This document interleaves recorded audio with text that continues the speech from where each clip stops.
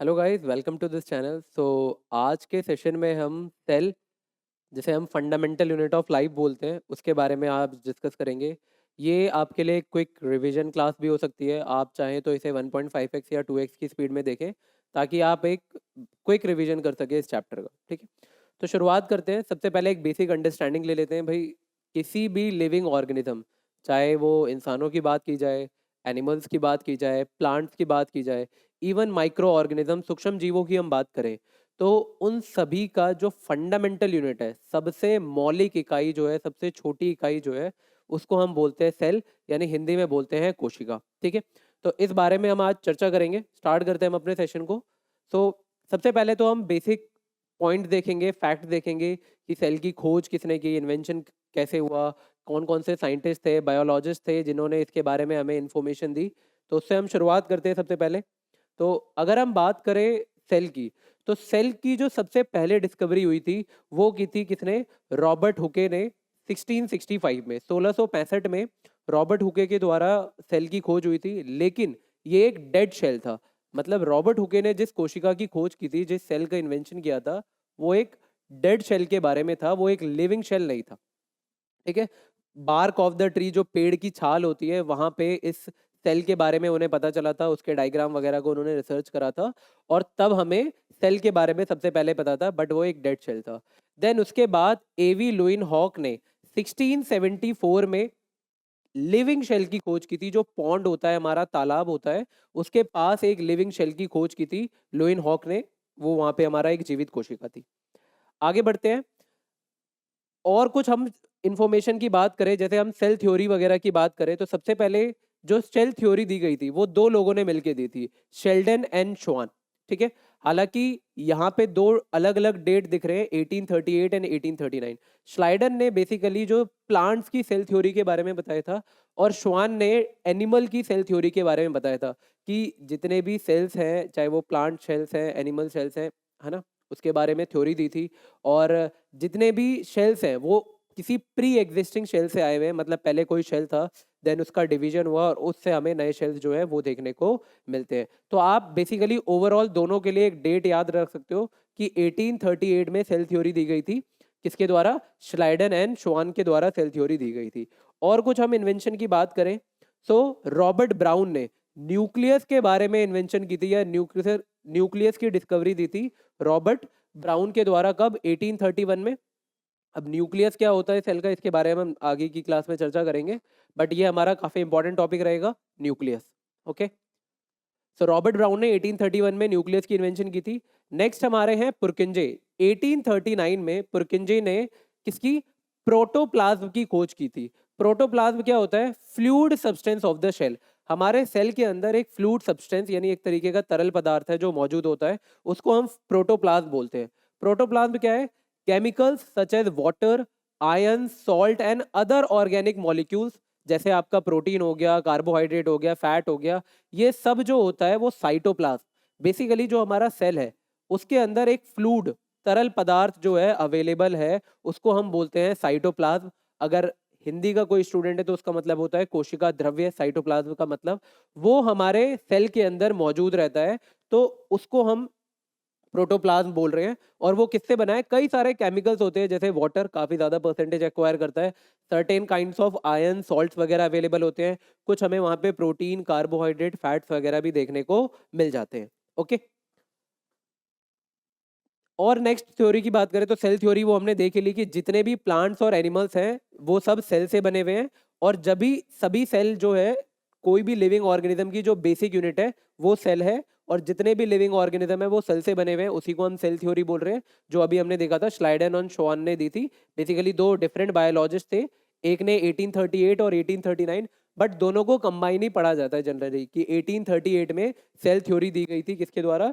स्लाइडन and श्वान के द्वारा। कब? 1838 में। ओके, प्रोटोप्लाज्म के बारे में हमने जान लिया। तो ये कुछ बेसिक पॉइंट्स थे। ये इन्वेंशन हमें ध्यान में रखना बहुत जरूरी है, कई सारे एग्जाम्स में आपको एमसीक्यू में देखने को मिल सकता है। इवन अगर आप किसी कॉम्पिटेटिव एग्जाम की भी प्रिपरेशन कर रहे हैं, तो उसके लिए भी ये क्लास शायद हेल्पफुल रहेगी, क्योंकि ये सारे क्वेश्चंस आपसे कई बार पूछे गए हैं कि कौन से डेट में, कौन सी ईयर में सेल लिविंग शेल की खोज कब हुई थी, डेड शेल की कब हुई थी, न्यूक्लियस की इन्वेंशन डिस्कवरी कब हुई थी, ये सारी चीजें। ठीक है, आगे बढ़ते हैं हम। ठीक है, अब जितने भी ऑर्गेनिज्म हैं हमारे भाई, सेल के बेसिस पे, चाहे हम प्लांट्स की बात करें, चाहे एनिमल्स की बात करें, माइक्रो ऑर्गेनिजम्स की बात करें, तो हम ऑर्गेनिजम्स को दो कैटेगरी में मेनली डिवाइड करते हैं, unicellular organism and multi cellular organism. एक कोशिकीय जीव एंड बहुकोशिकीय जीव, अगर हम हिंदी में बांटे तो। देखो नाम से ही क्लियर हो रहा है, यूनी मतलब सिंगल, यूनिसेलुलर ऑर्गेनिज्म यानी कि ऐसे ऑर्गेनिज्म, ऐसे जीव जिनमें एक सिंगल सेल मौजूद होती है, एक ही कोशिका मौजूद होती है। एग्जाम्पल के लिए सबसे अच्छा एग्जाम्पल है यहाँ पे हमारा पैरामीशियम। हालांकि यहाँ पे हम और कुछ एग्जाम्पल की बात करें तो वो होता है हमारा अमीबा, है ना। हमारे कुछ बैक्टीरिया होते हैं, वो भी हमारे एक यूनिसेलुलर ऑर्गेनिजम्स होते हैं। और एक ये अच्छा सा डायग्राम है पैरामीशियम, है ना। पैरामीशियम, इस डायग्राम को ध्यान रखना है कि ये पैरामीशियम का डायग्राम है, आपको दिखाई दे रहा है। ये एक हमारी पुरानी रिलैक्सो की जो चप्पल होती थी उसका एक डायग्राम है पैरामीशियम का। अच्छा, कई बार क्वेश्चन में ये पूछा गया है कि पैरामीशियम जो कि एक यूनिसेलुलर माइक्रो ऑर्गेनिज्म है, एक सूक्ष्म जीव है, उसकी मूवमेंट कैसे होती है। तो उसकी मूवमेंट के लिए आपको देख रहे हो यहाँ पे ये हेयर लाइक प्रोजेक्शन यहाँ पे आपको दिख रहे होंगे, जिनको हम क्या बोलते हैं, सीलिया। ठीक है, क्या बोलते हैं, सीलिया। मैं यहाँ पे दोबारा लिख भी देता हूँ, जिनके द्वारा पैरामीशियम जो है वो अपनी मूवमेंट को करते हैं। जैसे आप चलने के लिए अपने फुट्स का इस्तेमाल कर रहे हो, आप पैरों से चल रहे हो, वैसे ही जो पैरामीशियम है उसमें सीलिया मौजूद होती है जो मूवमेंट के लिए इस्तेमाल होती है। ठीक है, सो यूनिसेलुलर ऑर्गेनिज्म यानी ऐसे ऑर्गेनिज्म जिसमें सिंगल शेल, एक ही कोशिका पाई जाती है, और जो भी फंक्शन है, चाहे वो डाइजेशन से रिलेटेड है, चाहे वो मूवमेंट है, वो सब उसी सेल के अंदर देखी जाती है और वही सारी चीजों को परफॉर्म करते हैं। नेक्स्ट आता है हमारा मल्टी सेलुलर। मल्टी मतलब बहुत सारे, ठीक है ना। बहुकोशिकीय जीव बहुत सारे सेल से मिलकर बने हुए होते हैं, इसको हम कई सारी कैटेगरी में डिवाइड कर सकते हैं। हम ह्यूमंस जो है वो भी एक मल्टी सेलुलर ऑर्गेनिज्म है, प्लांट्स जो है वो भी एक मल्टी सेलुलर ऑर्गेनिज्म है, कई सारे पेड़ पौधे जो हैं, सॉरी एनिमल्स जो है, काऊ वगैरह, ये सब आपके क्या है, मल्टी सेलुलर ऑर्गेनिज्म है, बहुकोशिकीय जीव है ना। हमारे में भी भाई ब्लड एक डिफरेंट शेल है, आपका बोन जो आपकी हड्डियां है वहां पे डिफरेंट शेल्स, कोशिकाएं मौजूद हैं। जो आपका नर्व शेल है वो भी एक डिफरेंट है, ओवम है ना। अलग अलग तरह के शेल्स जो है वो हमें देखने को मिलते हैं हमारे शरीर में। प्लांट्स में भी आप देखोगे, वाटर के ट्रांसपोर्टेशन के लिए, फूड के ट्रांसपोर्टेशन के लिए अलग अलग टाइप के शेल्स जो होते हैं वो प्लांट्स में भी मौजूद होते हैं, जो उनकी जो डेली लाइफ है या डेली लाइफ की जो प्रोसेस है, प्रक्रियाएं हैं, उनको कंप्लीट करने में मदद करती हैं। ठीक है, तो unicellular and multi cellular organisms होते हैं जिनको हम सेल के बेसिस पे हमने ऑर्गेनिज्म को यहाँ पे बांटा हुआ है। ठीक है, कुछ हम सेल्स के डायग्राम वगैरह के बारे में देख लेते हैं। ये आपके एक सेल का डायग्राम है, बेसिकली ये प्लाज्मा प्लांट शेल है। दो तरह के शेल्स हमें देखने को मिलेंगे, एक जो हमारा है एनिमल शेल, अगर हम हिंदी में बात करें तो जंतु कोशिका, और ये डायग्राम जो है वो बेसिकली हमारा किसका है, प्लांट शेल का है ना। पादप कोशिका हम कह सकते हैं। प्लांट सेल का एक डायग्राम है। आप देख रहे होंगे कि सेल के अंदर सिर्फ एक सेल एक छोटा सा हिस्सा नहीं है, सेल के अंदर भी बहुत सारी छोटी छोटी चीजें मौजूद है जो अलग अलग फंक्शन को परफॉर्म करेंगी। वो भी हमें इस क्लास में देखना है, इसी चैप्टर में देखना है। ठीक है, तो आगे बढ़ते हैं हम इसके साथ। ये हमारे सेल के शेप के बारे में बात हो रही है ना। कुछ कोशिकाएं हैं, उनके शेप के बारे में यहाँ पे हमें डायग्राम दे रखा है। खासकर सारे के सारे ह्यूमन सेल्स हैं। देखो, सेल्स ऑब्वियसली बहुत छोटे होते हैं साइज में, बट अगर हम फिर भी बात करें कि सबसे बड़ा शेल कौन सा होगा, तो जो ऑस्ट्रिच का एग होता है वो सबसे बड़ा साइज में होता है, जो करेंटली अवेलेबल है हमारे पास। वो सबसे बड़ा शेल जो है वो ऑस्ट्रिच का एग है। लेकिन अगर हम ह्यूमन की बात करें, ह्यूमन में जो लार्जेस्ट सेल है, लॉन्गेस्ट सेल है, वो है हमारा कौन, नर्व शेल। ये आप डायग्राम देख रहे हो, ये हमारे नर्व शेल का डायग्राम है। हिंदी में तंत्रिका कोशिका बोलते हैं। काफी अच्छी इसकी लेंथ आपको देखने को मिल रही है, और इसमें भी बहुत सारी चीजें मौजूद है, जैसे ये डेंड्राइट्स है हमारी। फिर यहाँ पे हमें एक्सॉन देखने को मिलता है, नर्व एंडिंग है। इसके बारे में हम नेक्स्ट चैप्टर टिश्यू वाला जो है उसमें हम डिस्कस करेंगे। ठीक है, लेकिन अगर फिर भी ह्यूमन बॉडी में अगर लार्जेस्ट सेल की बात की जाए तो वो होगा हमारा ओवम। ओवम हमारा लार्जेस्ट सेल होता है, फीमेल में देखने को हमें मिलता है। बाकी हमारे अलग अलग सेल है। आप देख रहे हो जैसे ये मसल सेल है, एक स्पिंडल शेप है, यहाँ पे देख रहे हो एक शार्प सा पोनी टेल बन रहा है, यहाँ पे स्पिंडल शेप है। यहाँ पे कुछ सर्कुलर शेप में भी आपको दिख रहा है। अलग अलग शेप में आपको जो ब्लड सेल्स हैं, वो एक डिफरेंट शेप का है। तो कहीं पे आपको ब्रांच भी देखने को मिलती है, कहीं पे स्ट्रिएशन धारियां भी हमें देखने को मिलती है। तो शेल्स जो होते हैं अलग अलग शेप के भी होते हैं, अलग अलग साइज के भी देखने को मिलते हैं, अलग अलग तरह से वो स्ट्रक्चर्ड भी होते हैं। कहीं पे हमें ब्रांच शाखाएं देखने को मिलती है, कहीं पे ब्रांच यानी शाखाएं नहीं भी देखने को मिलती है। ठीक है, तो शेल के शेप की बात करें तो obviously they are very small in size. ठीक है, और अगर हम कैटेगराइज करें तो जो ऑस्ट्रिच का शेल है, ऑस्ट्रिच का जो एग है वो सबसे बड़ा है। ह्यूमन की बात करें जो लॉन्गेस्ट शेल है वो हमारा कौन सा है, नर्व शेल जो है वो सबसे लॉन्ग है, बड़ा है हमारा। ठीक है, और लार्जेस्ट शेल की बात करें तो वो कौन सा होगा, हमारा ओवम जो है, जो फीमेल बॉडी में हमें देखने को मिलता है। ठीक है, आगे बढ़ते हैं अब हम। ठीक है, तो सबसे पहला कि सेल जो है, कोशिका का अगर हम डायग्राम की बात करें, अभी हमने सेल का डायग्राम देखा था, तो ये जो शेल है ये किससे बना हुआ है, जो कोशिका है हमारी वो किससे बनी हुई है, और इससे रिलेटेड कुछ बेसिक पॉइंट्स के बारे में हम जानेंगे इस टॉपिक में। So what is cell made up of. तो सेल में हमें कुछ तीन चीजें हैं इंपॉर्टेंट जो हमें सबसे पहले पढ़नी है। सबसे पहला है हमारा सेल मेम्ब्रेन, और इसी सेल मेम्ब्रेन को हम किस नाम से जानते हैं, plasma membrane. Cell membrane, plasma membrane दोनों एक ही है, एक ही को बोल रहे हैं। हिंदी में कोशिका झिल्ली, मेम्ब्रेन मतलब होती है झिल्ली, प्लाज्मा मेम्ब्रेन प्लाज्मा झिल्ली, और कोशिका झिल्ली यानी सेल मेम्ब्रेन। ओके, जो आप इस डायग्राम में देख सकते हो, यहाँ पे आपको सेल मेम्ब्रेन का डायग्राम दिख रहा होगा, सेल प्लाज्मा मेम्ब्रेन ये देख रहे हो। हालांकि ये प्लांट शेल है। देखो, जो सेल मेम्ब्रेन है वो हमें प्लांट शेल और एनिमल शेल दोनों में देखने को मिलती है। सबसे इंपॉर्टेंट बात तो ये भी है। ठीक है, plant cell and animal cell दोनों में ही हमें प्लाज्मा मेम्ब्रेन और सेल मेम्ब्रेन देखने को मिल जाती है। ठीक है, लेकिन जो एनिमल शेल है उसमें प्लाज्मा मेम्ब्रेन या सेल मेम्ब्रेन की सिर्फ एक लेयर होती है। प्लांट शेल में सेल मेम्ब्रेन से पहले भी एक और लेयर देखने को मिलती है जिसे हम बोलते हैं सेल वॉल। अभी हम सेल वॉल के बारे में चर्चा करेंगे आगे के टॉपिक में। But animal cell plant cell दोनों में ही सेल मेम्ब्रेन होती है, बट प्लांट शेल में हमें एक और लेयर देखने को मिलती है जिसको हम सेल वॉल, हिंदी में कोशिका भित्ति बोलते हैं। ठीक है, प्लाज्मा मेम्ब्रेन या सेल मेम्ब्रेन सेल की आउटर मोस्ट लेयर है, कोशिका की सबसे बाहरी परत है, जहां से कोई भी सब्सटेंस जो है सेल से आउटसाइड या inside, outside of the cell या फिर इनसाइड ऑफ द शेल जो जा रहा है वो इसी मेंबर से पास करके जाता है। ठीक है, अच्छा, इसीलिए अब सेल जो है, इसकी जो सबसे बाहरी परत है यानी सेल मेम्ब्रेन, ये डिसाइड कर रहा है या फिर ये एक तरह से गार्ड की तरह खड़ा है जो अलाउ करेगा कि हाँ कौन सी चीज अंदर जाएगी या कौन से सब्सटेंस सेल के बाहर जाएंगी। उसको कौन कंट्रोल कर रहा है, वो हमारा सेल मेम्ब्रेन है। इसलिए इसे हम एक और नाम से भी जानते हैं, that is selectively permeable membrane. Selectively permeable membrane.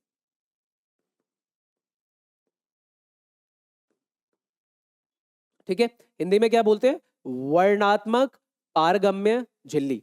Selectively permeable membrane, क्योंकि ये डिसाइड कर रहा है कि कौन से सब्सटेंस जो है सेल के अंदर जाएंगे और कौन से सब्सटेंस जो है वो सेल से बाहर आएंगे। सब्सटेंस यानी किन पदार्थों की हम बात कर रहे हैं ना, ऐसा थोड़ा ना है कि भाई आप ही सेल के अंदर जा रहे हो या बाहर आ रहे हो, नहीं। Basically substance like oxygen, carbon dioxide gas, भाई आप श्वास ले रहे हो, इनहेल किया ऑक्सीजन, कार्बन डाइऑक्साइड जा रहा है, वाटर है ना, इन सब के बारे में बात हो रही है बाहर, इनसाइड और आउटसाइड ऑफ द शेल की। ठीक है, तो हम जब भी हम सेल की बात करेंगे तो सेल मेम्ब्रेन जो होते हैं उसी को हम प्लाज्मा मेम्ब्रेन भी बोलते हैं, और इसको एक और नाम से जानते हैं, that is selectively permeable membrane, because it allows किसी भी सब्सटेंस को इनसाइड और आउटसाइड ऑफ द शेल जाने के लिए। ठीक है, सेलेक्टिवली परमिएबल मेम्ब्रेन। ठीक है, यहाँ पे हमें एक और चीज देखने को मिलती है, that is your endocytosis. Endocytosis क्या है, हालांकि आगे की लेक्चर में अभी हम और देखेंगे इसके बारे में। एंडोसाइटोसिस, एंडोसाइटोसिस क्या है, बेसिकली एक प्रोसेस है। जैसे अगर आपने अमीबा का स्ट्रक्चर देखा होगा, मेरे पास शायद यहाँ पे अमीबा का डायग्राम नहीं है, बट अमीबा जो होता है वो एक यूनिसेलुलर ऑर्गेनिज्म है, एक कोशिकीय जीव है। और है ना, फॉर एन एग्जाम्पल ये हमारा एक अमीबा का डायग्राम है। अमीबा की जो सबसे बाहरी परत है यानी जो सेल मेम्ब्रेन है या प्लाज्मा मेम्ब्रेन जो है, इसको हम सूडोपोडिया भी बोलते हैं। सूडो मतलब होता है फॉल्स फीट। ठीक है, इसके पास फॉल्स फीट होती है, मतलब जो फीट है ना वो नकली वाले हैं। क्यों, फॉर एग्जाम्पल ये आपकी फीट है, इसका एक पर्टिकुलर शेप है, साइज है ना, और ये इसी में ही रहेगा, ये मूव नहीं करेगा। बट जो इसके अमीबा के जो ये सेल मेम्ब्रेन है, जो बाहरी परत है सूडोपोडिया जो है, ये फॉल्स है, मतलब ये अपने शेप को फ्रिक्वेंटली चेंज कर सकता है। ठीक है, अब यहाँ पे वैक्यूल भी मौजूद होता है इसके अंदर। अब मान लो कोई फूड पार्टिकल इसने देखा, तो ये क्या करेगा, पहले यहाँ पे कोई फूड पार्टिकल मौजूद है तो इस फूड पार्टिकल को ये क्या करेगा, पहले तो चारों ओर से, है ना, एक सराउंड करने के लिए कोशिश करेगा, ठीक है।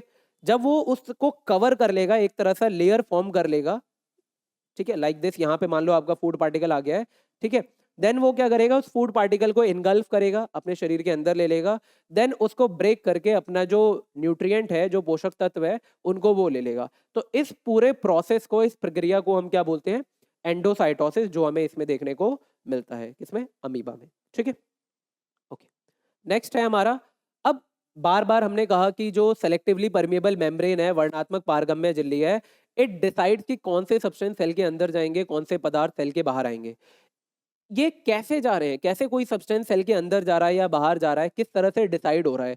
तो इसके लिए जो मूवमेंट होती है, जो पेड़ पौधों में या एनिमल शेल्स में या प्लांट शेल्स में या किसी भी शेल में जो चीजों का मूवमेंट हो रहा है, जो सब्सटेंस है उनका मूवमेंट जो हो रहा है, उसके लिए हमारे पास दो प्रोसेस है, डिफ्यूजन एंड ऑस्मोसिस, ठीक है। अगर मैं हिंदी में बात करूं तो ऑस्मोसिस को हम क्या बोलते हैं, परासरण, ठीक है। और जो हमारा डिफ्यूजन प्रोसेस है उसको हम क्या बोलते हैं, विसरण। ये दो प्रोसेस है, दो प्रक्रियाएं हैं जिनके द्वारा जो सब्सटेंस है, वो हमारे पदार्थ हैं, चाहे ऑक्सीजन हो, कार्बन डाइऑक्साइड हो, वाटर हो, इनके थ्रू सब्सटेंस सेल के इनसाइड और outside of the cell move करते हैं, ठीक है। तो इनके बारे में थोड़ा सा हम जान लेते हैं, डिफ्यूजन एंड ऑस्मोसिस के बारे में, ठीक है। अच्छा, देखने में डिफरेंस क्या है। डिफ्यूजन जो होता है, जितने भी हमारे सॉल्यूट सब्सटेंस होते हैं, है ना, सॉल्यूट सब्सटेंस, जैसे मैं बात करूं ऑक्सीजन की, कार्बन डाइऑक्साइड की, तो ये जो गैसेज है, इनका जो ट्रांसपोर्टेशन हो रहा है वो डिफ्यूजन प्रोसेस के थ्रू हो रहा है, सेल के अंदर या बाहर। और कैसे होता है कि कोई भी सब्सटेंस जो होता है वो हमेशा हाई कंसंट्रेशन से लो कंसंट्रेशन की ओर मूव करता है, high concentration to low concentration जो है वो मूव करता है by the process of diffusion. अच्छा, जो डिफ्यूजन, जो हमें डिफ्यूजन में देखने को मिलता है, इसमें कोई मेम्ब्रेन वगैरह नहीं है कि इससे पास होते हुए या इससे को क्रॉस करना है या इसको पहले पार करना है, देन वो दूसरे लेयर में जाएगा, नहीं, ऐसा कुछ भी नहीं होता। इधर मान लो ऑक्सीजन की कंसंट्रेशन बहुत ज्यादा है और यहाँ पे ऑक्सीजन की कंसंट्रेशन लो है, सांद्रता कम है, तो ऑक्सीजन यहाँ हाई से लो की ओर शिफ्ट होने लगेगा, उच्च से निम्न की ओर जाने लगेगा। तो इसको हम बोल रहे हैं डिफ्यूजन प्रोसेस, यानी कि विसरण प्रक्रिया, ठीक है। Like oxygen and carbon dioxide cell में जो मूवमेंट करते हैं वो इसी प्रोसेस के थ्रू करते हैं, by the process of diffusion. इसमें किसी भी सेलेक्टिवली परमेबल मेम्ब्रेन की जरूरत नहीं होती है। लेकिन जब हम ऑस्मोसिस की बात करें, ऑस्मोसिस में हमारा सॉल्वेंट सब्सटेंस, है ना, या फिर आप इन्हें वाटर भी बोल सकते हो, है ना, सॉल्वेंट या फिर जो वाटर का मूवमेंट होता है वो डिफ्यूजन, सॉरी, ऑस्मोसिस यानी परासरण प्रक्रिया के द्वारा ही होता है।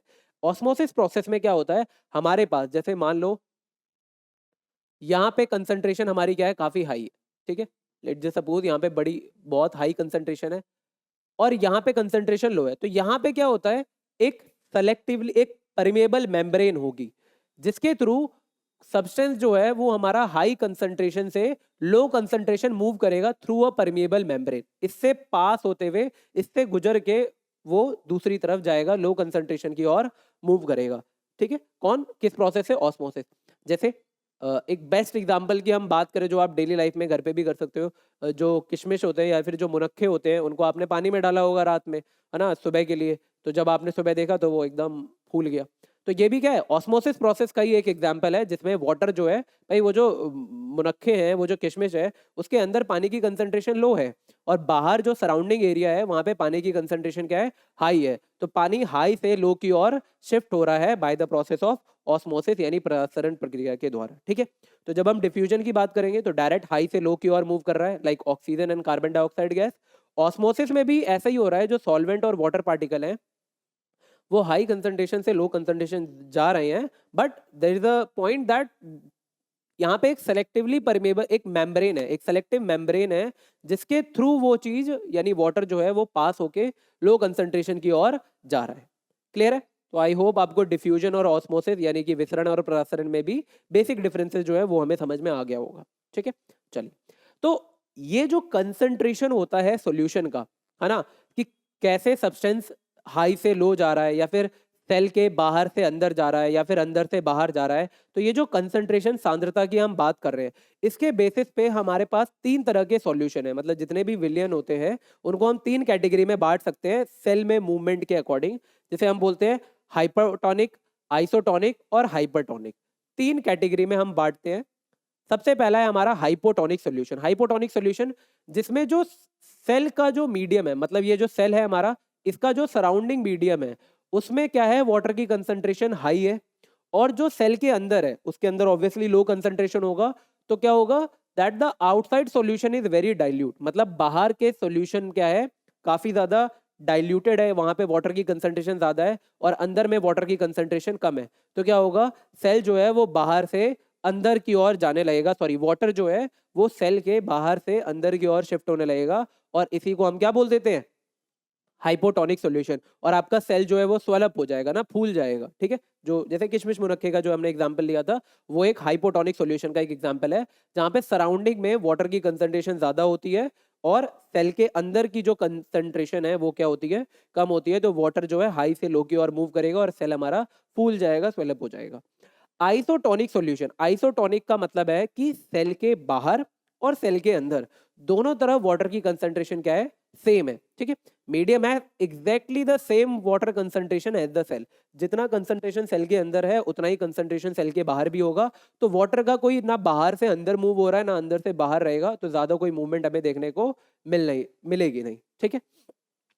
The last one is hypertonic solution. Hypertonic में क्या है कि जो सराउंडिंग मीडियम है उसमें कंसंट्रेशन जो वाटर की है वो क्या है, लो है, और बाहर में जो वाटर की कंसंट्रेशन है वो, सॉरी अंदर में जो वाटर की कंसंट्रेशन है वो क्या, हाई है। तो इससे क्या होगा, जो वाटर है वो अंदर से बाहर की ओर आने लगेगा, जिसके कारण जो सेल है वो हमारा क्या हो जाएगा, सिकुड़ जाएगा। यही हमें देखने को मिलता है प्लांट्स में। जो पत्तियां होती हैं, क्या होता है आपको पता होगा कि जो लीव्स वगैरह होती है वहां पे हमें स्टोमेटा पाया जाता है। स्टोमेटा में छोटे छोटे क्या है, वो पोर्स ही तो है, छिद्र है, जिनसे गैसों का भी एक्सचेंज हो रहा है और वाटर का भी इवेपोरेशन होता है by the process of transpiration. तो जब पानी इवेपोरेट होके चला जाएगा तो वाटर क्या है, सेल के अंदर से कहाँ जा रहा है, बाहर जा रहा है, क्योंकि बाहर कंसंट्रेशन ऑब्वियसली कम होगा, सेल के अंदर यहाँ पे कंसंट्रेशन ज्यादा है, तो अंदर से बाहर जा रहा है, जिसके कारण हमारी क्या होंगी, पत्तियां सिकुड़ जाएंगी, है ना, यहाँ पे क्या हो जाएंगी, श्रिंक कर जाएगी। इसी प्रोसेस को हम किस नाम से जानते हैं, प्लाज्मोलाइसिस। किस नाम से जानते हैं, प्लाज्मोलाइसिस। ये हमें देखने को मिलता है किसमें, लीव्स का मैंने यहाँ पे एग्जांपल दिया है कि जब जो लीव्स हैं वो एक्सेस अमाउंट ऑफ वाटर को लॉस कर देते हैं by the process of transpiration, वाष्पोसर्जन हिंदी में बोलते हैं। ये एक प्रक्रिया है जहां से वाटर कॉन्स्टेंटली इवेपोरेट होता रहता है। अब वाटर इवेपोरेट होगा मतलब सेल के अंदर वाटर की कंसंट्रेशन ज्यादा थी, बाहर में कम है, तो सेल वाटर इवेपोरेट हो गया, तो यहाँ पे पानी की कंसंट्रेशन क्या हो गई, कम हो गई, तो पत्तियां क्या हो जाएंगी, सिकुड़ जाएंगी, है ना, श्रिंक कर जाएंगी। इसी प्रोसेस को हम क्या बोलते हैं, प्लाज्मोलाइसिस। तो ये भी हमारा एक हाइपरटोनिक सॉल्यूशन का एक एग्जांपल है, आप ध्यान में रख सकते हो, है ना। कैसे कई बार कंफ्यूज हो जाते हैं कि हाइपो क्या है और हाइपर क्या है। तो हाइपर में क्या ध्यान में रखना है, हाइपर क्या होगा, जब आप बहुत ज्यादा गर्म हो जाते हो, है ना, हाइपर हो गया ना, कहते हैं बंदा हाइपर हो गया है। हाइपर का मतलब क्या है, सेल के अंदर कंसंट्रेशन बहुत ज्यादा हाई हो गई, अंदर में गुस्सा भर गया है और फिर सामने वाले को मारने के लिए दौड़ दौड़ पड़ते हैं, है ना। तो वहां पे क्या है, हाइपरटोनिक, है ना, हाइपर हो गया हूँ, सेल के अंदर वाटर की कंसंट्रेशन ज्यादा है। और हाइपो है तो वो उल्टा हो गया कि सेल के बाहर कंसंट्रेशन ज्यादा है और वो अंदर जाएगा। हाइपर हो गया यानी सेल के अंदर पानी ज्यादा है और अब वो बाहर की ओर शिफ्ट होने लगेगा। तो कंसंट्रेशन के आधार पर अगर हमें सॉल्यूशन को बांटना हो सेल के अकॉर्डिंग, तो हम तीन कैटेगरी में बांट सकते हैं, हाइपोटोनिक, आइसोटोनिक और हाइपरटोनिक सॉल्यूशन। इस पे कई बार सीबीएसई ने एग्जाम में क्वेश्चन पूछा है, तो इसको जरूर ध्यान में रखिएगा, ये आपका एक काफी इंपॉर्टेंट क्वेश्चन हो सकता है, ठीक है। नेक्स्ट हमारा टॉपिक है सेल वॉल, कोशिका भित्ति। अच्छा, सेल के बारे में, सेल मेम्ब्रेन के बारे में कुछ और इंपॉर्टेंट इंफॉर्मेशन है जो हम जान सकते हैं कि प्लाज्मा मेम्ब्रेन या सेल मेम्ब्रेन है वो किससे बना होता है। तो बेसिकली ये बने होते हैं किससे, प्रोटीन से एंड लिपिड, है ना।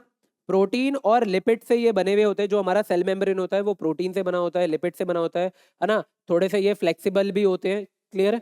तो ये हमें प्लाज्मा मेम्ब्रेन तो किससे बने हुए हैं ये हमें पता है, काम क्या कर रहे हैं, इनको हम सेलेक्टिवली परमेबल मेम्ब्रेन के नाम से भी जानते हैं, वर्णात्मक पारगम्य झिल्ली भी, ठीक है। तो आपसे क्वेश्चन में पूछ सकता है कि how does substances like oxygen and carbon dioxide move inside और आउटसाइड द शेल, है ना, कैसे ऑक्सीजन और कार्बन डाइऑक्साइड सेल के थ्रू मूव करता है।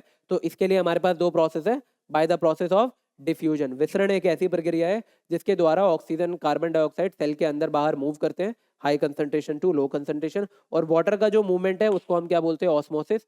और ऑस्मोसिस को हम जो कंसंट्रेशन ऑफ द सॉल्यूशन है उसको हम 3 कैटेगरी में बांट सकते हैं, hypotonic solution, isotonic solution and hypertonic solution. ठीक है, आई होप इतनी सी चीज आपको समझ में आई होगी। नेक्स्ट हमारा था सेल वॉल। सबसे पहले तो इंपॉर्टेंट ये है कि सेल वॉल कहाँ मिलेगा हमें, प्लांट्स में, सम काइंड ऑफ कुछ बैक्टीरिया में भी ये मौजूद होता है, और फंजाई या फंगी में भी हमें ये देखने को मिलता है। कौन, सेल वॉल, जिसे हिंदी में बोलते हैं कोशिका भित्ति। ठीक है, आपको पता है, देखो आपको क्या है कि आप अभी बारिश आ जाए, आंधी आ जाए, तूफान आ जाए, क्या फर्क पड़ता है? तुम अपने एक बंद कमरे में बैठे हो, बारिश आ जाए कोई फर्क नहीं पड़ रहा, तूफान आए कोई फर्क नहीं पड़ रहा, है ना। हाँ, कोई बहुत बड़ा ही कोई नेचुरल डिजास्टर है, that's a different thing, but normal छोटी मोटी हवा चल रही है तेज, तुम्हें कोई ज्यादा फर्क नहीं पड़ेगा अगर आप एक बंद एनवायरनमेंट में हो। बट प्लांट्स के पास, या फिर अगर कोई दिक्कत भी आ रही है तुम्हें, तो तुम मूव कर सकते हो ना, कि यहाँ से ऐसी जगह चले जाओ जहाँ से तुम्हें कोई नुकसान ना हो, बंद कमरे में बैठ जाओ अगर बाहर में हो तो तुम अपने आप को सेव कर सकते हो। प्लांट्स के पास ये ऑप्शन है कि वो, हाँ भाई, वहाँ बरगद का पेड़ खड़ा था, तेज हवा आई तो वो चल के दूसरी जगह चला गया। ये पॉसिबिलिटी जो है वो हमें वहाँ देखने को नहीं मिलती। तो इसलिए प्लांट में एक और लेयर देखने को मिलती है, मतलब ये हमारा सेल मेम्ब्रेन है, कोशिका झिल्ली है, इसके बाहर भी एक और लेयर होती है जिसको हम क्या बोलते हैं, सेल वॉल, कोशिका भित्ति। ठीक है, प्लांट सेल में ये देखने को मिलता है। और जो प्लांट सेल में ये बना होता है, ये किससे बना होता है हमारा, सेल्यूलोज से।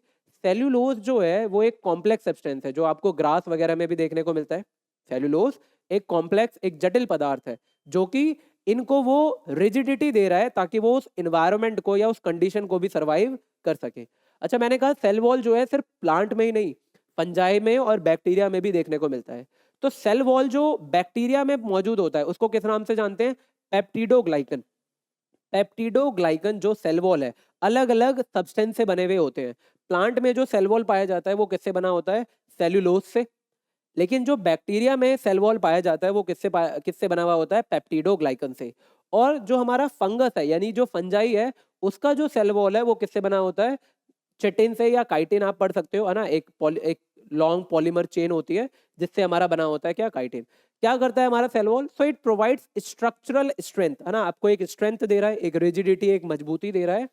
और कहाँ कहाँ प्रेजेंट होगा, प्लांट्स में, बैक्टीरिया में एंड फंगस में, ये हमें देखने को मिलता है। कौन, सेल वॉल, कोशिका भित्ति। और इसी सेल वॉल पे जो प्लांट्स में पाया जा रहा है, इसी के कारण यहाँ पे हमें एक और प्रोसेस देखने को मिलती है, प्लाज्मोलाइसिस, जो अभी हमने डिस्कस करा था। प्लाज्मोलाइसिस की जो वाटर है वो, भाई लीव्स में कंसंट्रेशन हाई है, बाहर में कंसंट्रेशन लो है, तो ट्रांसपिरेशन के कारण वाटर इवेपोरेट होके जाएगा और हमारी जो पत्तियां हैं वो श्रिंक कर जाएंगी। इसी को बोलते हैं हम हाइपर प्लाज्मोलाइसिस, इस प्रोसेस को। ठीक है, तो ये सेल वॉल का है, हमें डायग्राम भी ध्यान में रखना है। आपको अगर डायग्राम देखना है तो ये सेल वाला जो डायग्राम था, यहाँ पे आपको सेल वॉल देखने को मिल रहा है। देखो, ये रहा हमारा सेल वॉल और ये रहा हमारा प्लाज्मा मेम्ब्रेन। आपको दिख रहा है कि ये जो सबसे बाहरी परत है ना, जो बाहर की लेयर, ये अंदर वाली लेयर है वो प्लाज्मा मेम्ब्रेन है। और इससे पहले यहाँ पे हमें क्या देखने को मिल रहा है, सेल वॉल। मतलब ये आप अगर अंदर की ओर जाएं तो यहाँ पे सेल मेम्ब्रेन है और इससे बाहर में क्या होगी, सेल वॉल होगी। सेल मेम्ब्रेन दोनों में है, प्लांट सेल में भी है, एनिमल सेल में है, बट प्लांट सेल में सेल वॉल भी देखने को मिलता है जो कि एनिमल सेल में हमें देखने को नहीं मिलता है। ठीक है, सेल वॉल सिर्फ प्लांट में ही नहीं है, हमें फंगस में भी देखने को मिलती है, बैक्टीरिया में भी देखने को मिलती है। जो बैक्टीरिया में पाई जाती है उसको हम पेप्टिडोग्लाइकन के नाम से जानते हैं, और जो फंगस में देखने को मिलती है वो उसे हम काइटिन या चिटिन के नाम से जानते हैं। तो ये काफी इंपॉर्टेंट रहेगा क्योंकि ये सब आपके एग्जाम में एमसीक्यू की फॉर्म में ये क्वेश्चन पूछ लिए जाते हैं। ठीक है, दूसरा हमारा, मतलब 3 इंपॉर्टेंट टॉपिक थे हमारा, सेल वॉल, सेल मेम्ब्रेन हो गया, दूसरा था हमारा सेल वॉल, तीसरा हमारा इंपॉर्टेंट टॉपिक है क्या, न्यूक्लियस। तो न्यूक्लियस में हमें क्या देखने को मिलता है, डबल लेयर कवरिंग हमें देखने को मिलती है। न्यूक्लियस मेम्ब्रेन जो होती है उसमें हमें 2 लेयर देखने को मिलती है। ये हमारा एक न्यूक्लियस का डायग्राम है।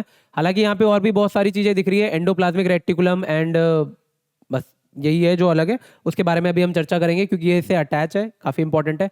यहाँ पे आपके न्यूक्लियस के अंदर आपको ये एक न्यूक्लियोलस दिखाई दे रहा है, और chromatin material which you can see is a thread like structure, धागे जैसी एक संरचना है जो इसके अंदर पड़ी है, जिसको हम क्या बोलते हैं, क्रोमाटीन मटेरियल।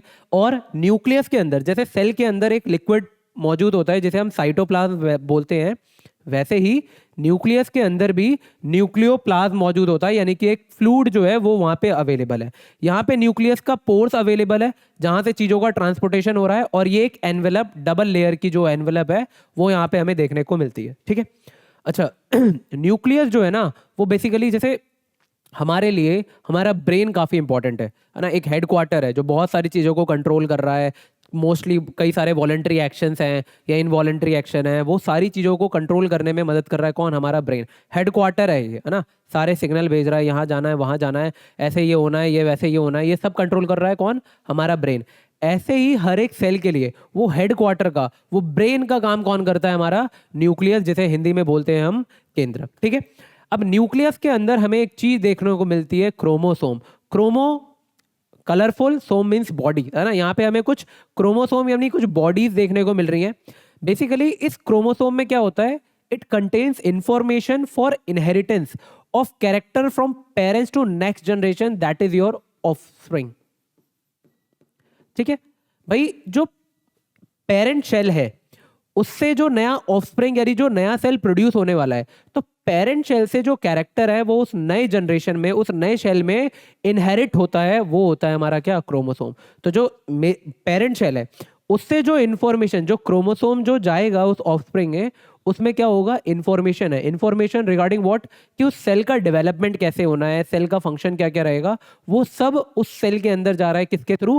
पेरेंट्स के through. So chromosome contain information for inheritance of character from parents to the next generation. Parent cells में से जो नया ऑफस्प्रिंग है उसमें क्या है? इंफॉर्मेशन का ट्रांसफर होते हुए हमें देखने को मिलता है, जो कि कौन इसको परफॉर्म कर रहा है? क्रोमोसोम। क्रोमोसोम में जो होता है वो बना हुआ होता है दो चीजों से, डीएनए मॉलिक्यूल्स एंड प्रोटीन्स। ठीक है, DNA deoxy ribo nucleic acid, दो चीजों से क्रोमोसोम बना हुआ है हमारा, डीएनए से और प्रोटीन से बना हुआ होता है। डीएनए का जो फंक्शनल सेगमेंट है, मतलब डीएनए की जो फंक्शनल यूनिट है, उसको हम क्या बोलते हैं? जीन्स बोलते हैं। ठीक है, अच्छा क्रोमोसोम जो होता है, जब सेल डिवीजन नहीं होने वाला होता है, जब सेल का डिवीजन नहीं होना होता है, तो क्रोमोसोम जो होता है वो ऐसे थ्रेड लाइक स्ट्रक्चर की फॉर्म में पड़ा हुआ रहता है, जिसको हम क्या बोलते हैं? क्रोमाटीन। तो क्रोमाटीन मटेरियल जो है वो बेसिकली धागे जैसी उसकी संरचना है। जैसे ये सेल है, अभी इसका सेल का डिवीजन नहीं होना, तो जो क्रोमोसोम है ना वो इस थ्रेड लाइक स्ट्रक्चर यानी क्रोमाटीन मटेरियल की तरह आपके न्यूक्लियस में प्रेजेंट होगा। और जब इस सेल का डिवीजन होने वाला होगा, तब यही क्रोमाटीन मटेरियल संगठित हो जाएंगे, मतलब सारे मिलके क्रोमोसोम में क्रोमोसोम बन जाएंगे, और देन हमारे सेल का डिवीजन होगा। ओके, तो न्यूक्लियस क्या है? ब्रेन और हेडक्वार्टर ऑफ द सेल की तरह ये रोल प्ले करता है। इसमें डबल लेयर जो कवरिंग है, जो मेम्ब्रेन है, वहां पे डबल मेम्ब्रेन देखने को मिलती है, न्यूक्लियस मेम्ब्रेन। इसके अंदर हमें क्रोमोसोम देखने को मिलता है। क्रोमोसोम में क्या है? बेसिकली इंफॉर्मेशन है जो पेरेंट से नए ऑफस्प्रिंग में जो इनहेरिट होके जा रहा है, जो कैरेक्टर जा रहे हैं ना पेरेंट सेल के ऑफस्प्रिंग के अंदर, वो किसमें? क्रोमोसोम के थ्रू जाता है, और इसी में वो इंफॉर्मेशन है। क्रोमोसोम जो है वो डीएनए और protein, DNA that is your nucleic deoxy ribo nucleic acid है हमारा कौन? डीएनए। और डीएनए और प्रोटीन से बना होता है हमारा कौन? क्रोमोसोम। डीएनए का जो फंक्शनल सेगमेंट है उसको हम क्या बोलते हैं? जीन्स। एंड जो हमारा क्रोमोसोम है, जब सेल का डिवीजन नहीं होने वाला होता है, तो यही क्रोमोसोम क्रोमाटीन मटेरियल जो कि थ्रेड लाइक स्ट्रक्चर होता है उसमें ब्रेक हो जाता है, और जब सेल का डिवीजन होगा तो यही क्रोमाटीन मटेरियल है ना कंसाइज होके सारे चीजें मिलके क्रोमोसोम में कन्वर्ट हो जाएंगे, देन हमारे सेल का डिवीजन हो जाएगा। ठीक है, आगे हम बढ़े तो जो हमारा न्यूक्लियस है वो हमें यहाँ एक चार्ट के थ्रू हम इसको ध्यान में रख सकते हैं कि न्यूक्लियस है, न्यूक्लियस के अंदर क्या मौजूद है? क्रोमोसोम, जो कि किससे बना हुआ है? डीएनए और प्रोटीन से। और डीएनए का जो हमारा फंक्शनल सेगमेंट है उसको हम किस नाम से जानते हैं? जीन्स। और यही जो डीएनए है बेसिकली यहाँ पे क्रोमाटीन मटेरियल है, जो कि एक थ्रेड लाइक स्ट्रक्चर है, जिसमें ये डीएनए ब्रेक हो जाता है, और जब सेल का डिवीजन होगा तो यही सब मिलके किस में कन्वर्ट हो जाएंगे? क्रोमोसोम को फॉर्म करेंगे, और देन हमारे सेल का डिवीजन होगा। ठीक है, आगे बढ़ते हैं हम।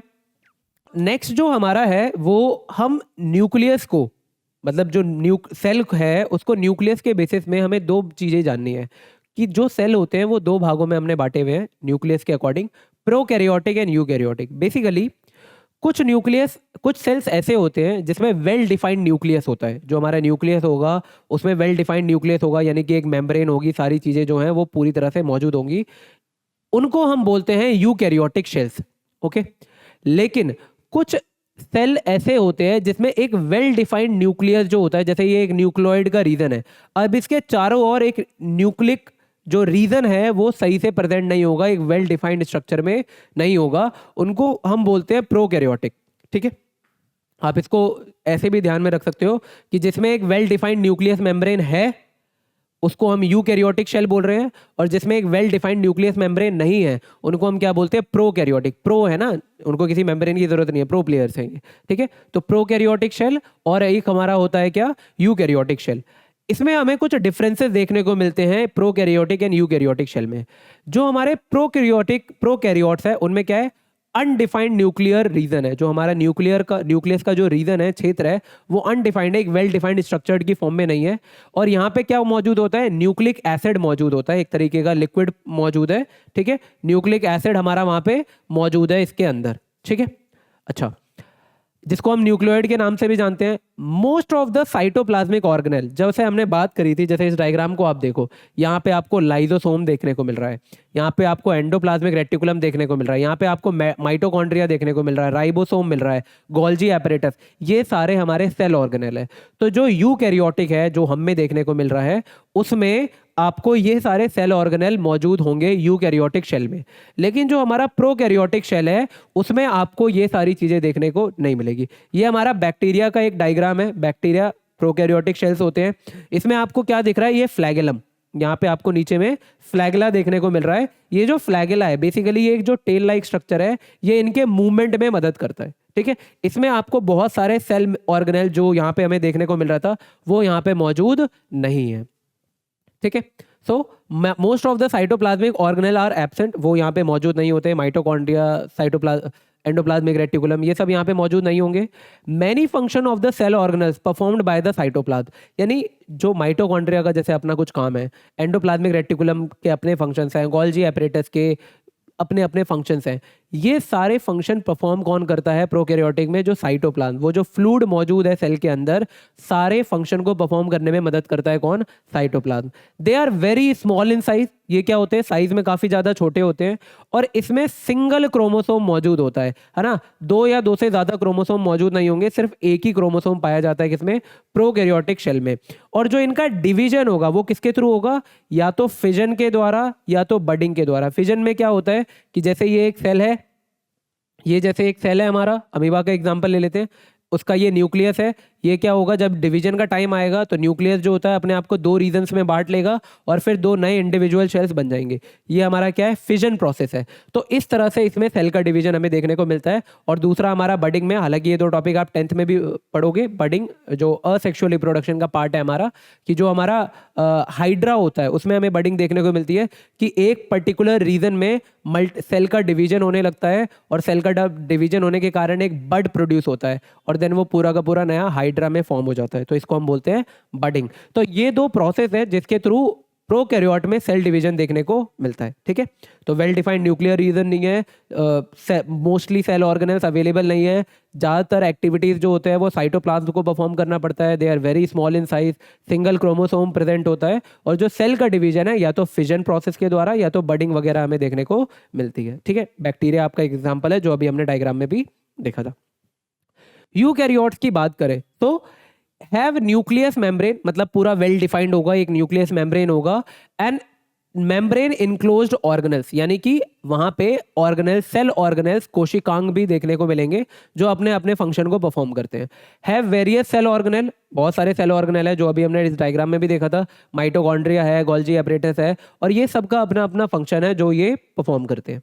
ठीक है, साइज में थोड़े से बड़े होंगे, प्रोकैरियोटिक के कंपैरिजन में ये साइज में बड़े होते हैं, and more than one chromosome, दो या दो से ज्यादा क्रोमोसोम हमें यहाँ पे देखने को मिलते हैं, and cell division by mitosis and meiosis, ये दो प्रोसेस है जिसके द्वारा नॉर्मल सेल का डिवीजन होता है यूकैरियोटिक में। अब ये दोनों प्रोसेस क्या है ये हम अभी आगे वाले टॉपिक में पढ़ेंगे, बट दो प्रोसेस के द्वारा यहाँ पे सेल डिवीजन हमें देखने को मिलता है, माइटोसिस और मायोसिस। तो प्रोकैरियोटिक सेल और यूकैरियोटिक सेल्स में क्या डिफरेंसेस है ये आपको याद रखना होगा क्योंकि ये काफी इंपॉर्टेंट क्वेश्चन है, एग्जाम में कई बार देखा गया है। ठीक है, आगे बढ़ते हैं।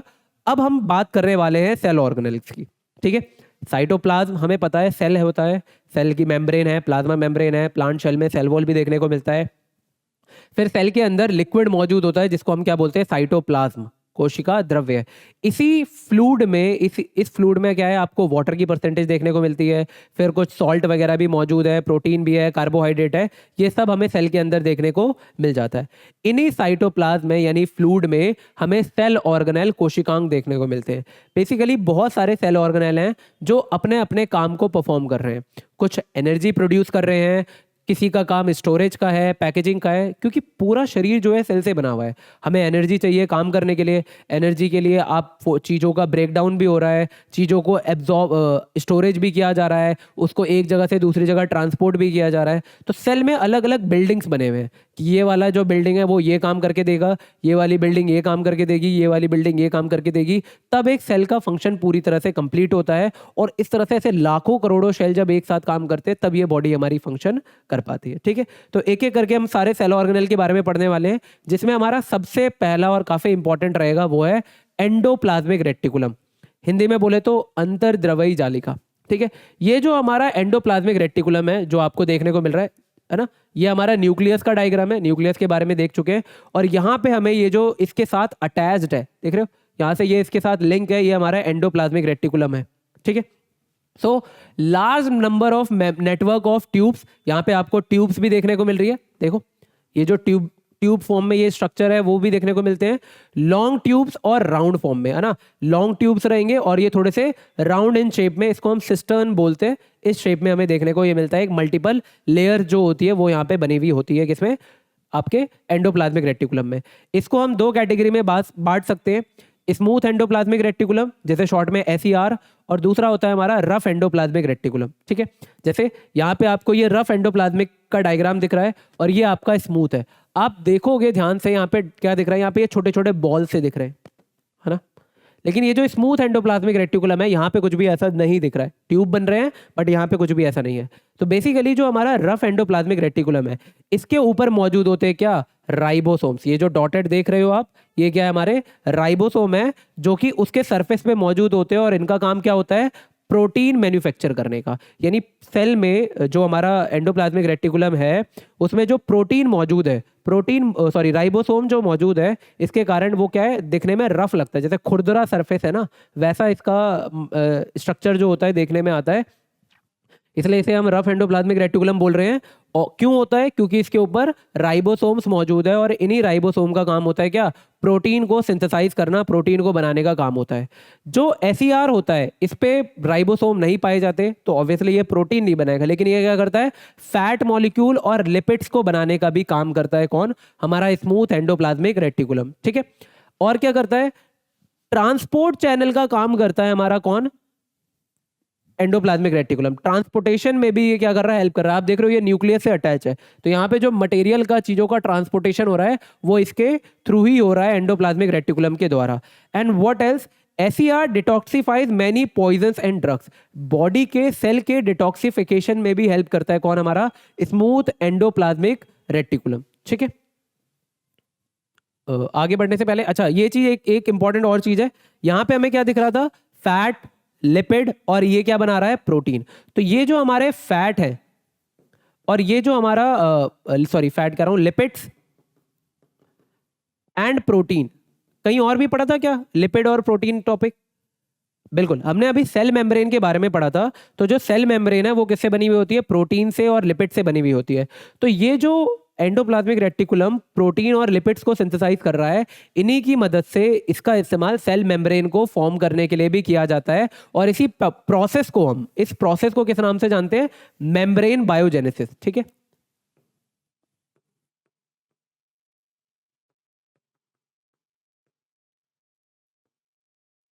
ठीक है, मेम्ब्रेन बायोजेनेसिस बेसिकली क्या है, ये एक ऐसा प्रोसेस है जिसके थ्रू जो हमारा सेल है वो एंडोप्लाज्मिक रेटिकुलम के द्वारा जो प्रोटीन बनाया गया है, जो लिपिड्स बनाए गए हैं, उनका इस्तेमाल करके सेल मेम्ब्रेन बनाने में यूज करेगा। ठीक है, तो ये हमें ध्यान में रखना है। एंडोप्लाज्मिक रेटिकुलम के बारे में एक लार्ज नेटवर्क होती है।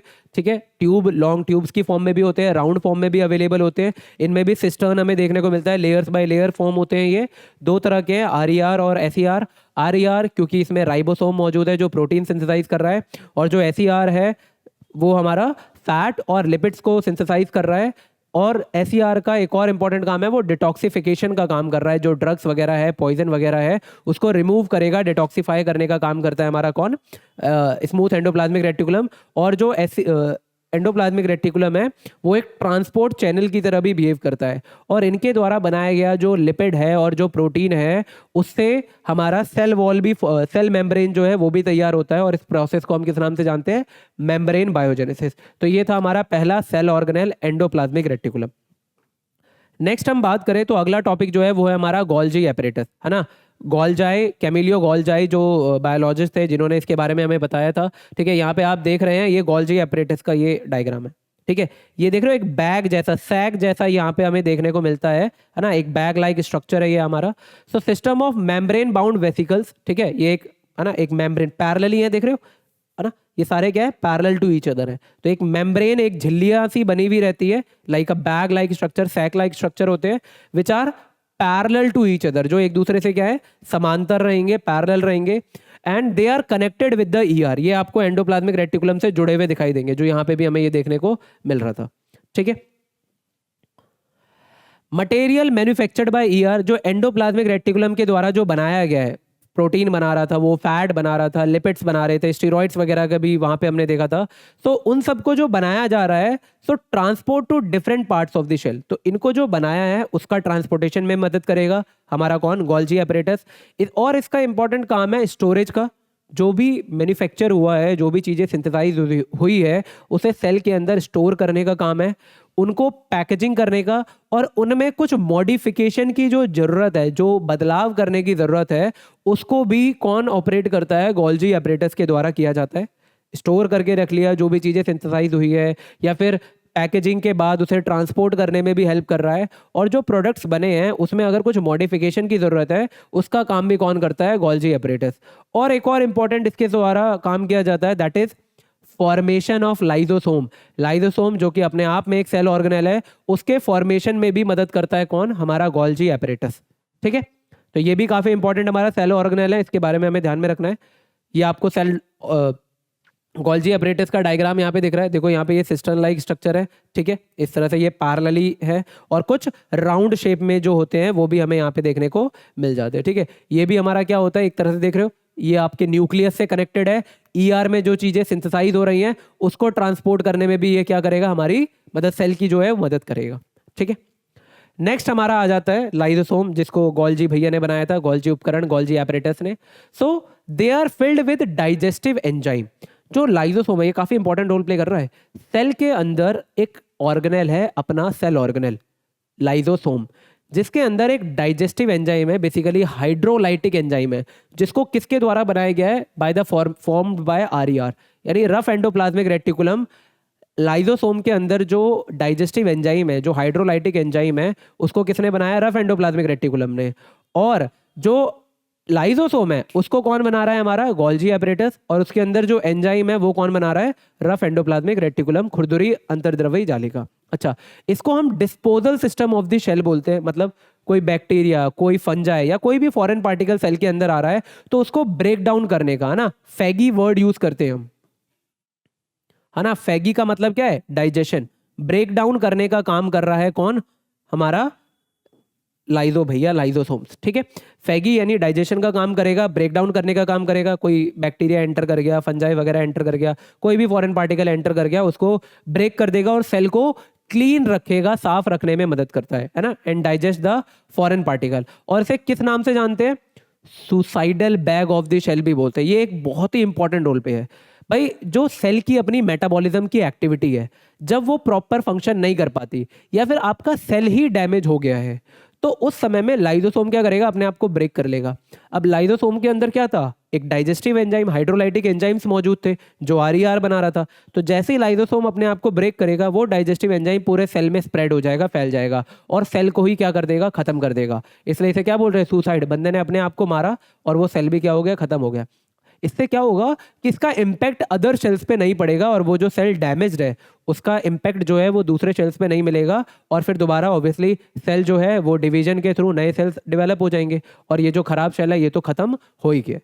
ठीक है, तो ये काफी इंपॉर्टेंट रोल प्ले कर रहा है कौन, हमारा लाइसोसोम। ठीक है, ये आपको गोल गोल दिख रहे हैं, ये हमारे क्या है, लाइसोसोम है।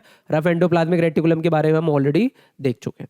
ठीक है, तो ये 3-4 पॉइंट है। कई बार क्वेश्चन में पूछा है why they are known as suicidal bag of the cell. तो जब हमारा सेल की जो सेलुलर एक्टिविटी है या जो मेटाबॉलिज्म एक्टिविटी है वो हैम्पर हो चुकी है, उसमें कोई दिक्कतें आ गई है या फिर सेल ही इंटरनली डैमेज हो चुका है, तो ये अपने आप को ब्रेक कर लेंगे और ये जो हाइड्रोलाइटिक एंजाइम है वो पूरी तरह से सेल में स्प्रेड हो जाएगा और सेल को क्या कर देगा, खत्म कर देगा। इसलिए they are known as suicide bag of the cell, आत्मघाती थैली। ठीक है, नेक्स्ट काफी ज्यादा इंपॉर्टेंट टॉपिक रहेगा हमारा सेल ऑर्गेनेल जो है वो है माइटोकॉन्ड्रिया। ये डायग्राम है, कई बार एग्जाम में माइटोकॉन्ड्रिया का डायग्राम बनाने के लिए आया हुआ है, तो ये इस डायग्राम को ध्यान रखिएगा। एक रफ डायग्राम जरूर बनाने आपको आना चाहिए। अच्छा, इसमें क्या होता है, इसमें भी हमें डबल मेम्ब्रेन, 2 मेम्ब्रेन देखने को मिल रही है। एक ये आउटर मेम्ब्रेन है और एक ये हमारी इनर मेम्ब्रेन है। जो इनर मेम्ब्रेन है उसमें मल्टीपल लेयर्स मौजूद है और जो आउटर मेम्ब्रेन है वो कहाँ है, पोरस है ना, उसमें छोटे छोटे छिद्र पाए जा रहे हैं जो ताकि इजी ट्रांसपोर्टेशन जो है वो हमें देखने को मिले। सबसे इंपॉर्टेंट ये है कि इन्हें किस नाम से जानते हैं, power house of the cell, यानी कि बिजली घर। सेल को हम पावर हाउस, देखो आपका पावर हाउस का काम क्या है, आपके घरों में जो बिजली आ रही है वो हमारा ट्रांसफार्मर या पावर हाउस होगा, वहां से ही तो बिजली आ रही है आपके घरों में और फिर सारे डिवाइस ऑपरेट हो रहे हैं। तो वही काम कौन करता है, हमारा माइटोकॉन्ड्रिया। इसलिए इसे power house of the cell के नाम से जानते हैं। क्यों, क्योंकि ये हमारे सेल के अंदर एनर्जी को फॉर्म कर रहा है इन the form of ATP, adenosine triphosphate. ये एक केमिकल है, ठीक है, जिसके थ्रू जो हमारी सेल के अंदर मौजूद माइटोकॉन्ड्रिया है वो एनर्जी फॉर्म कर रहा है, एनर्जी को प्रोड्यूस कर रहा है। ठीक है, इसलिए इसे हमने क्या बोला था, power house of the cell. तो आप अगर आपसे पूछे कि why mitochondria are known as power house of the cell, because they synthesize energy और they forms energy in the form of ATP, that is adenosine triphosphate. ठीक है, बन क्या रहा भाई, आपने खाना खाया, आपको मिला ग्लूकोज, श्वास ली, आपको क्या मिला, oxygen. Both will react to each other, carbon dioxide बनता है, वाटर बनता है और बन रही है एनर्जी। तो ये जो रिएक्शन हो रही है, ये जो चेन साइकिल देखने को मिलती है, इसको हम क्रैब साइकिल भी बोलते हैं। ठीक है, वो हमें कहाँ देखने को मिलती है, माइटोकॉन्ड्रिया के अंदर देखने को मिलती है और जो एनर्जी बन रही है वो इस एटीपी की फॉर्म में एडिनोसिन ट्राइफॉस्फेट के रूप में बन रही है। ठीक है, और क्या इंपॉर्टेंट टॉपिक है यहाँ पे, इंपॉर्टेंट पॉइंट है यहाँ पे कि they have their own DNA and ribosome. सेल का अपना डीएनए होता है, एंडोप्लाज्मिक रेटिकुलम में हमने रफ वाले पे देखा था राइबोसोम है, लेकिन एक माइटोकॉन्ड्रिया जो होता है उसमें भी अपना, देखो ये देख रहे हो थ्रेड लाइक स्ट्रक्चर, ये दिख रहा है आपको, यही तो है हमारा थ्रेड लाइक स्ट्रक्चर। ही क्या होता है हमारा, डीएनए। तो माइटोकॉन्ड्रिया का भी अपना खुद का डीएनए होता है और इसमें भी ये देख रहे हो बॉल लाइक स्ट्रक्चर, सॉरी। ठीक है, ये सब क्या है हमारे राइबोसोम, जो कि क्या करते हैं, प्रोटीन बनाने में मदद करते हैं। यानी माइटोकॉन्ड्रिया भी अपना खुद का प्रोटीन सिंथेसाइज कर सकता है और उसका भी अपना एक जेनेटिक मटेरियल है, डीएनए जो है वो माइटोकॉन्ड्रिया के अंदर भी मौजूद है। ठीक है, डबल मेम्ब्रेन देखने को मिलती है किसमें, माइटोकॉन्ड्रिया में। एक इनर मेम्ब्रेन है जो कि फोल्डेड होती है, लेयर्स होती है, और एक आउटर मेम्ब्रेन होती है जो कि पोरस होती है, छोटे छोटे छिद्र वगैरह स्पेस जो है वहां पे हमें देखने को मिल जाता है। अगला जो हमारा सेल ऑर्गेनेल है, that will be very much important, that is your plastid. ठीक है, हिंदी में भी प्लास्टिड ही बोलते हैं। ठीक है, ये हमारा एक प्लांट शेल का डायग्राम है, हमने देखा हुआ है, यहाँ पे हमें प्लास्टिड हमें दिख रहा होगा। ठीक है, बहुत सारी चीजें, गोल्जी एपरेटस, सेल वॉल और ये हमारे क्लोरोप्लास्ट, ये इंपॉर्टेंट रहेंगे यहाँ पे। ठीक है, तो प्लास्टिड की हम बात कर रहे हैं। सो पहला है हमारा प्रेजेंट इन प्लांट सेल, सबसे इंपॉर्टेंट। एनिमल सेल में नहीं पाए जाते, किस में पाए जाते हैं, प्लांट सेल्स में पाए जाते हैं। और इसको 2 टाइप, वैसे तो 3 टाइप ही बोलना ज्यादा बेहतर रहेगा। पहला होता है हमारा ल्यूकोप्लास्ट, क्रोमोप्लास्ट और एक और होता है हमारा क्लोरोप्लास्ट। ठीक है, 3 भागों में इसे हम बांटते हैं, ल्यूकोप्लास्ट, क्रोमोप्लास्ट और क्लोरोप्लास्ट। देखो ल्यूकोप्लास्ट का मतलब है कलरलेस और वाइट, ल्यूकोप्लास्ट, प्लास्टिड जो है उसमें ल्यूकोप्लास्ट में क्या देखने को मिलता है कि वो एक कलरलेस सब्सटेंस है या मटेरियल है जो क्या करता है, इन सबको स्टोरेज का काम करता है, स्टार्च का, प्रोटीन का और ऑयल का, इन सब्सटेंस को स्टोर करने का काम करता है कौन, प्लास्टिड। प्लास्टिड में जो मौजूद है ल्यूकोप्लास्ट, वो स्टार्च को, ऑयल को या प्रोटीन को जो, या फिर अमीनो एसिड आप बोल सकते हो, उनको स्टोर करने का काम कौन करता है, आपका ल्यूकोप्लास्ट। ठीक है। जो क्रोमोप्लास्ट है इसको भी हम दो कैटेगरी में बांट सकते हैं। एक क्रोमोप्लास्ट वो होता है, इसमें कलरफुल पिगमेंट्स होते हैं, कलर होते हैं, पिगमेंट्स होते हैं, जो कि क्लोरोप्लास्ट के अलावा होता है। क्लोरोप्लास्ट में तो ग्रीन कलर का पिगमेंट होता है, लेकिन इनके अलावा जो फ्लावर या लीव्स में आपको कलरफुल फ्लावर्स एंड लीव्स देखने को मिल रहे हैं ड्यू टू क्रोमोप्लास्ट। ठीक है, क्रोमो यानी कलरफुल। ठीक है। क्लोरोप्लास्ट का मतलब यहाँ पे क्या है, क्लोरोप्लास्ट जिनमें कौन सा पिगमेंट हो, ग्रीन पिगमेंट हो, उस ग्रीन पिगमेंट को हम किस नाम से जानते हैं, क्लोरोफिल। और आपको पता ही होगा यही क्लोरोफिल जो है ये फोटोसिंथेसिस करने में मदद करता है। अच्छा, यहाँ पे दो टर्म है जो हमें थोड़ा ध्यान में रख सकते हैं। ये जो क्लोरोप्लास्ट वाला है, यहाँ पे हमें देखने को मिलता है थाइलाकॉइड्स और स्ट्रोमा। बेसिकली ये जो क्लोरोफिल था, क्लोरोप्लास्ट क्या कर रहा है, क्लोरोफिल जो है वो क्या कर रहा है, जो लाइट एनर्जी है उसको केमिकल एनर्जी में कन्वर्ट कर रहा है। तो ये जो प्रोसेस हो रही है, ये जो रिएक्शन यहाँ पे देखने को मिल रहा है, that is dependent on light. Light नहीं आएगी तो ये कन्वर्जन हो पाएगा क्या, नहीं हो पाएगा। तो ये कहाँ पे देखने को मिल रहा है, थाइलाकॉइड, जिस रीजन, उस रीजन को बोल रहे हैं। तो थाइलाकॉइड जो है लाइट डिपेंडेंट रिएक्शन है। और जो स्ट्रोमा है वो क्या कर रहा है, जो थाइलाकॉइड से जो उसने लाइट एनर्जी को केमिकल एनर्जी में कन्वर्ट कर दिया, वहां से जो फूड सिंथेसाइज हो रहा है उसको कन्वर्ट करेगा, ग्लूकोज में कन्वर्ट करेगा, वो किसके द्वारा होता है, स्ट्रोमा। तो ये लाइट इंडिपेंडेंट है ना, मतलब लाइट पे डिपेंडेंट नहीं, लाइट पे डिपेंड नहीं कर रहा है ना। लेकिन जो थाइलाकॉइड्स है वो लाइट डिपेंडेंट है, उस पर निर्भर कर रहा है। और स्ट्रोमा जो है लाइट इंडिपेंडेंट है, उस पर निर्भर नहीं करता। यानी जो सनलाइट मिल रही है उस पर निर्भर नहीं करेगा जो रिएक्शन हमें स्ट्रोमा में देखने को मिलेगी। ये क्या करेगा, थाइलाकॉइड ने जो लाइट एनर्जी से केमिकल एनर्जी बना दिया और जो फोटोसिंथेसिस प्रोसेस को कंप्लीट करा है, उससे जो मिल रहा है उसको ग्लूकोज में कन्वर्ट करने में मदद करेगा हमारा थाइलाकॉइड्स। और स्ट्रोमा जो है, सॉरी, उसको कन्वर्ट करने में मदद करेगा कौन, हमारा स्ट्रोमा। जो फोटोसिंथेसिस से जो फूड मिला है उसको ग्लूकोज में कन्वर्ट कर देगा कौन, स्ट्रोमा। यहाँ पे सनलाइट की ज्यादा इंपॉर्टेंस नहीं है। थाइलाकॉइड्स उस सनलाइट की एनर्जी को केमिकल एनर्जी में कन्वर्ट कर रहा है, तो ये लाइट पर डिपेंडेंट है। ठीक है, तो इसको हमें ध्यान में रखना है। और यहाँ पर भी हमें क्या देखने को मिलता है, that they have their own DNA and ribosome. तो दो ऐसे सेल ऑर्गेनेल है हमारे पास, माइटोकॉन्ड्रिया और प्लास्टिड, जिनका अपना खुद का डीएनए भी है और राइबोसोम भी है जो प्रोटीन सिंथेसाइज करने में मदद करता है। आगे बढ़ते हैं हमारे वैक्यूल्स, हिंदी में बोलते हैं इन्हें क्या, रसधानियां।